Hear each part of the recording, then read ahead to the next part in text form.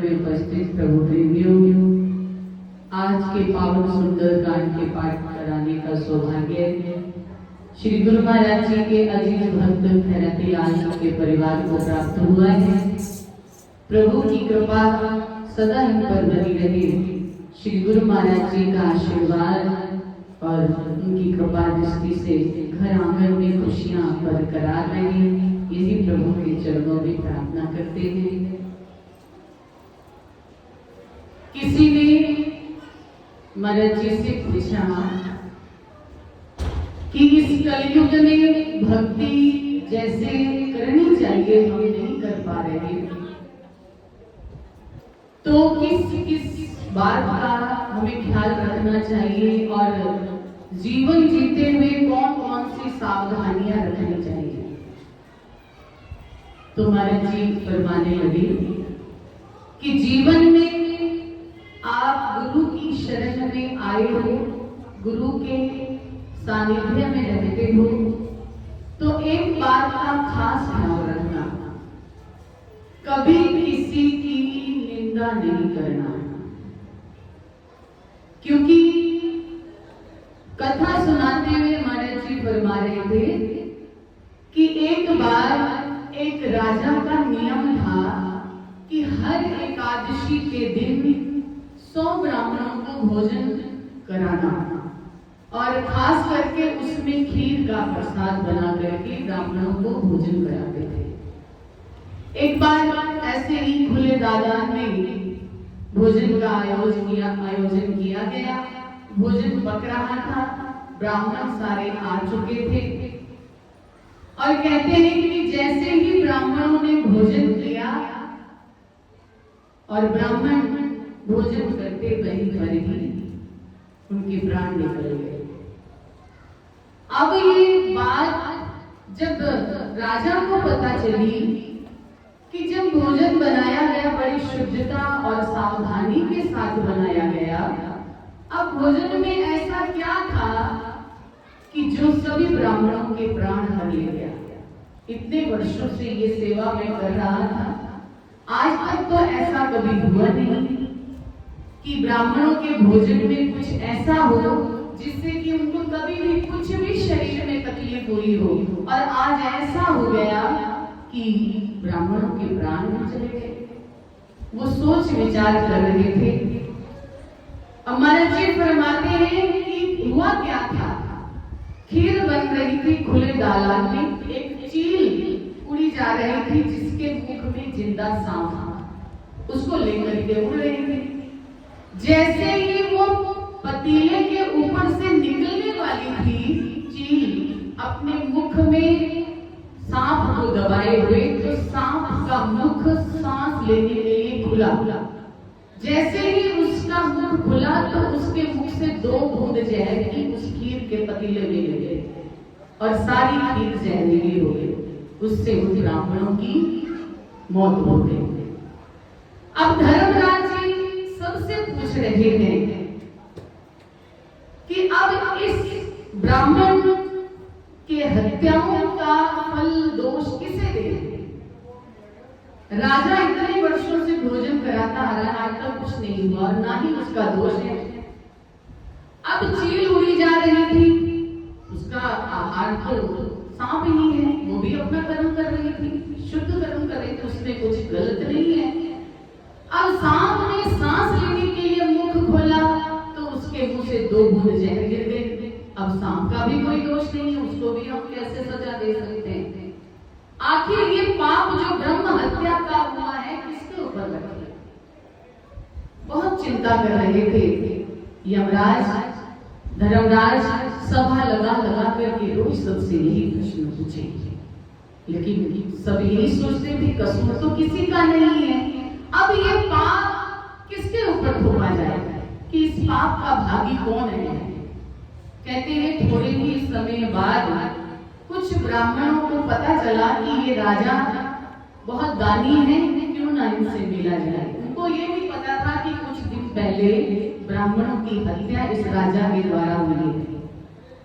उन्होंने उस राजा के दरबार का पता कुछ स्त्रियां निकली जा रही थी उनसे पूछा कि फला राजा कहाँ रहते हैं, उस राज्य का हमें थोड़ा पता बता दीजिए। एक स्त्री झट से बोली, अरे वो राजा जिसने ब्राह्मणों को मार दिया, आप वहां मत जाना, वो तो ब्राह्मणों की हत्या कर देता है।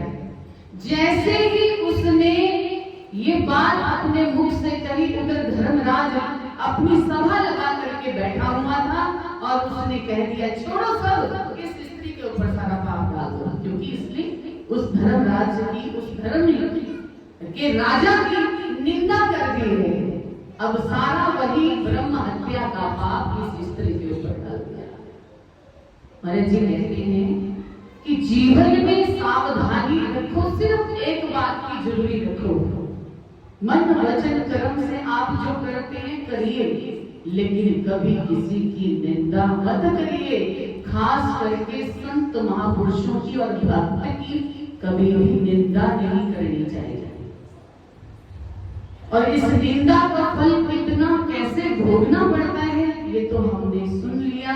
इसलिए संत महापुरुष त्रिकालदर्शी होते हुए जानते हैं कि जीव अज्ञानता में कुछ भी कर डालता है, इसलिए उन्हें समझाना संत महापुरुषों का धर्म बन जाता है और आगे से संत महापुरुषों के वचनों को मानना हमारा धर्म बनता है कि हम भी अपने जीवन में कभी ऐसा कर्म नहीं करना जिसके फलस्वरूप कईयों का पाप हमारे ऊपर आ डले और उसका भुगतान कई जन्म तक हमें देना पड़े। तो प्रभु प्रेमियों, जीवन जीने का ढंग यही है, सत्य विचार से प्रभु की शरण होते हुए सदा उनसे यही प्रार्थना करते हुए, प्रभु हमारे मन वचन कर्म से कोई ऐसा गुनाह मत करवाना जिसका फल हमें दुख देख करके उठाना पड़े। तो प्रभु की शरण में रह करके हमें सदा उनके चरणों में प्रार्थना करनी है।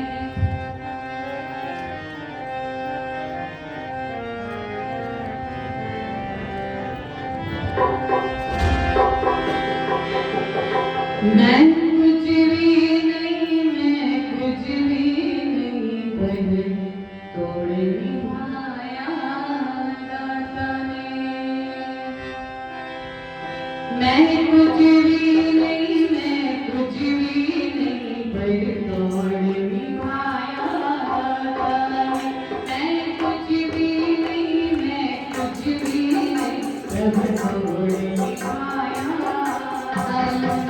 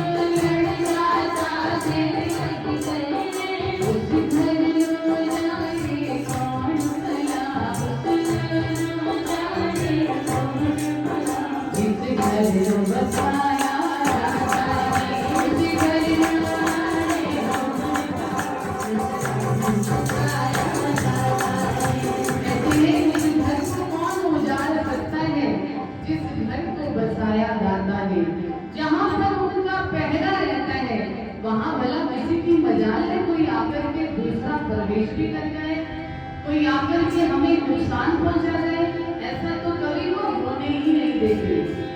उससे घर हो जाए कौन भला, उससे घर हो जाए कौन भला, जिसे घर आया दाता ने, जिसे घर हो जाए जिसे घर बताया दाता ने। मैं कुछ भी नहीं, मैं कुछ भी नहीं, पर जो दिखाया दाता ने। मैं कुछ भी नहीं, मैं कुछ भी नहीं, पर जो दिखाया दाता ने। मैं पूरा पूरा कलियां था, पर मैं दिल दिखाया दाता ने।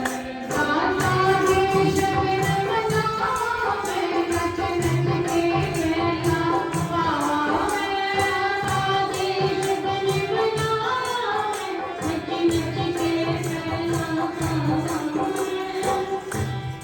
एक मोर को आपने देखा है किस तरह से जब काली घटा उमड़ करके आती है आकाश में, वो अपनी खुशी को जाहिर करता है अपने पंखों को फैला करके। हम कह देते हैं ना कि मोर नाच रहा है, ऐसे जब प्रभु की कृपा करुणा को हम देखते हैं तो मन का मोर नाचने लगता है, और फिर हम कह देते हैं कि मैं पहला पावा, मेरे बेड़े रौनक लगिया ने, मैं नच नच के पहला पावा। मेरे बेड़े रौनक लगिया ने,